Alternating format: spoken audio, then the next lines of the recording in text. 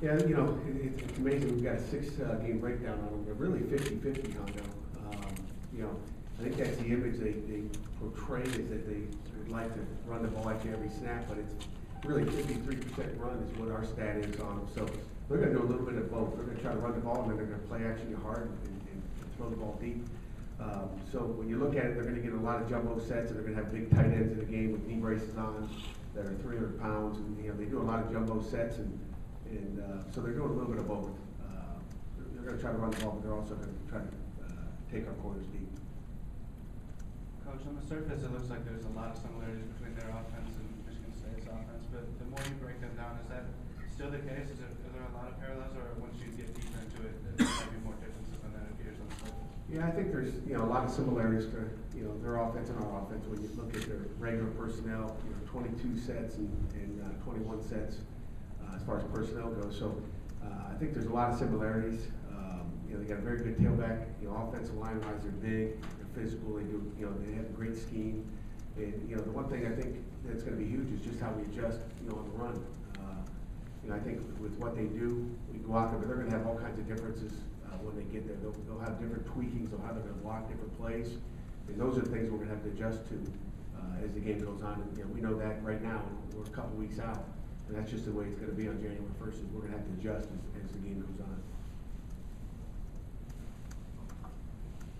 Got to ask Matt, how close were you to taking the UConn job, and what's your outlook from here to the bowl game with possible dominoes falling still?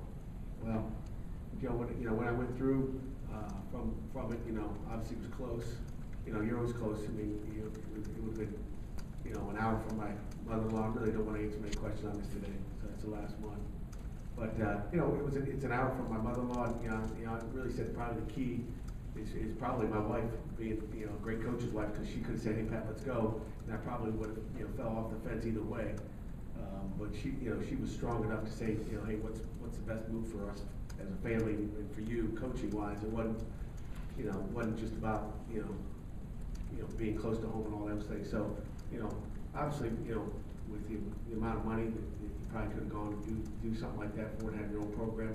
It was close, but when you look back and you say, what do I have here at Spartan Stadium and the fans and the staff that I have to work with every day here is the best in the country, no question about it. And when you talk about something like that, it's not about you, and because I'm nothing without Harlan Barnett and Mike Tressel when I'm hurt, period. And I'm nothing without Danico Salmon and Darquez and Curtis and Isaiah and Shalik and Rush and all those guys. I mean, so it takes more than one guy, I guarantee you that. So there's a lot of hoopla that goes with that, but if you're grounded and smart, it wasn't you. It was everybody else that you're around, and you hate to break up a great party that we have going on right now, and it better be a great opportunity, and felt like this is the place to stay.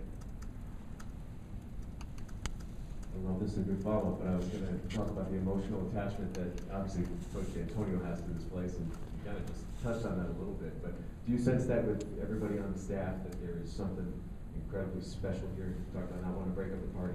Yeah, I mean it's a great place. You enjoy coming to work every day, and you never know what you're going to have on the other end of that. Enough really said. I mean, it's what it is. It's a great place to work, and if I was just half happy, it's easy to go take a job. It's like, well, shoot, it's easy, but it's a great place to work, and you're happy with the people you're with and the players. I mean, there's an attachment there. I mean, it's hard to leave your players. I mean,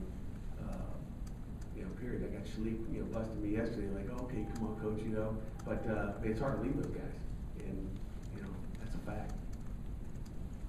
Coach, a couple weeks ago I talked to one of your former players, William Golston, that makes his defense work.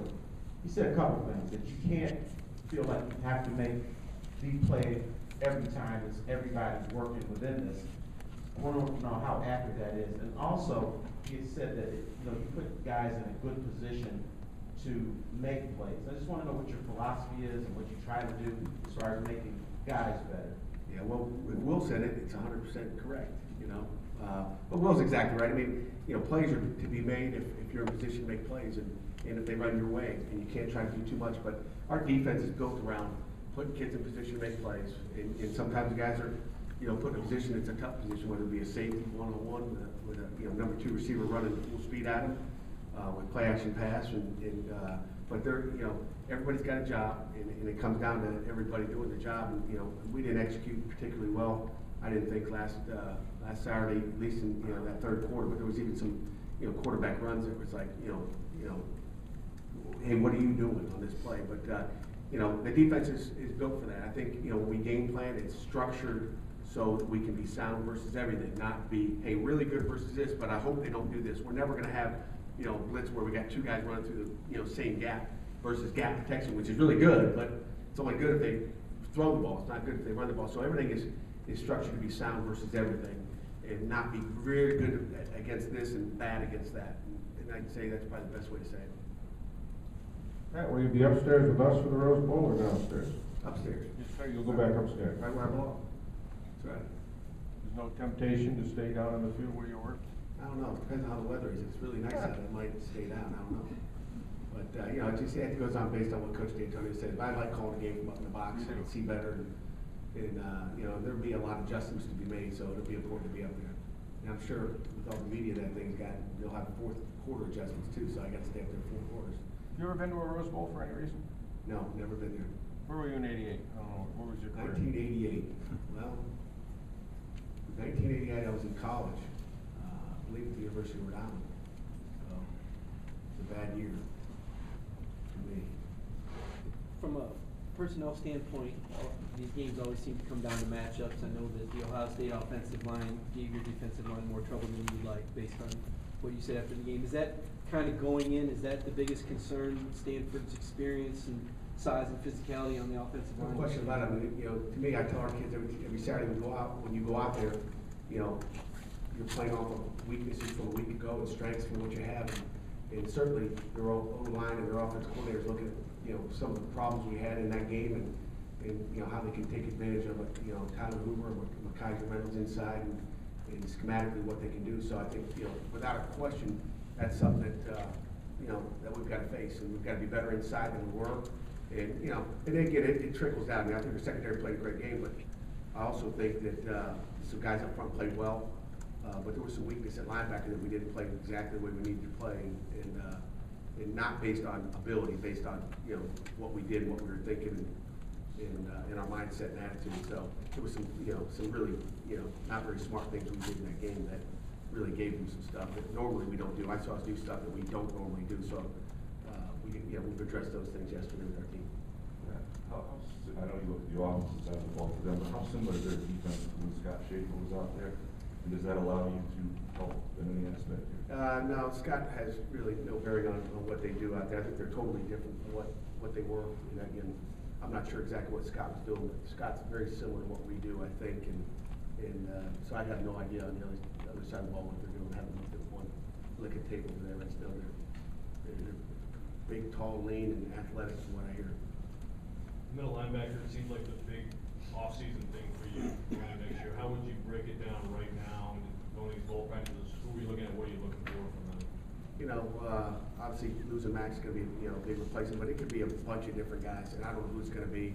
First of all, it's got to be a guy that can run the defense from a huddle standpoint or no huddle, and you know, I think Darian Harrison's got a good chance. I think Riley Bull's going to have a chance. You know, I think Ed Davis might have a chance. We've tossed that name around too, putting him in there, and so I don't know who it's going to be, but we've got plenty of good guys, and I think they're all similar positions, so it could be anybody in there. Rescue and Jones are both field looks.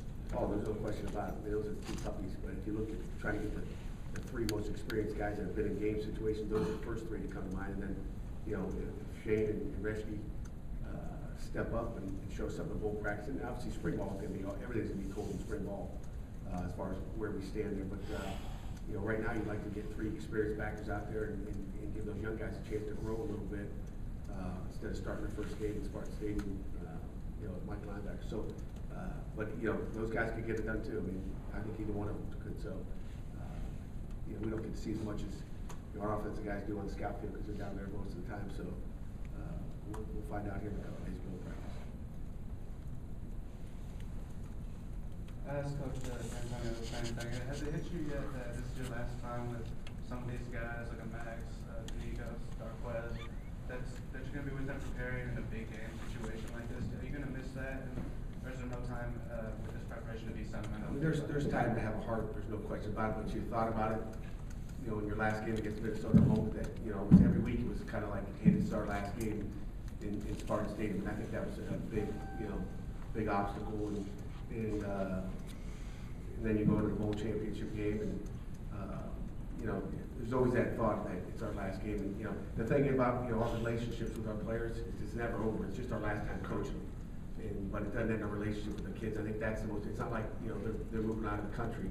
So we're gonna be with them forever. I think, and that's the key. You know, we might not be able to coach them, but, you know, they'll be back. You know, just like the rest of our players that we coached here, we're all going out to the Rose Bowl and shooting you text messages all week. So, you know, you never leave them. They just, you know, it's like kids graduating from college and moving on. But it's no question we'll miss them, that for sure. And aside from just being able to point to the fact that you've made a bowl game every year here, what do those extra practices stacked on top of each other annually do for this team? Well, there's no question, you know, having 7 straight years of having bowl practice makes you better. You know, we're obviously, the major focus for me, you know, Coach D'Antonio is more into the development.